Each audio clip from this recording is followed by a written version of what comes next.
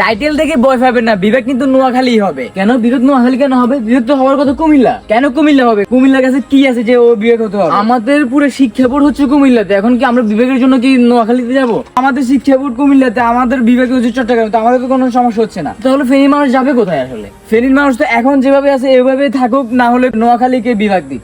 আচ্ছা ঠিক আছে, আমরা এত কথা না বলে, আমরা তো এখনো মানে ছোট মাথায় যতগুলো ধরতেছে না, আমাদের তো দেশে বুদ্ধিজীবীরা আছে, ঠিক আছে না, আরো বড় বড় শিক্ষিত মানুষরা আছে, তারা অবশ্যই এটা ডিসিশন নেবে। এখন মানুষ যে এইদিকে আন্দোলন করতেছে ওই দিকে আন্দোলন করতেছে, এটা কি আসলে কতটুকু যুক্তি?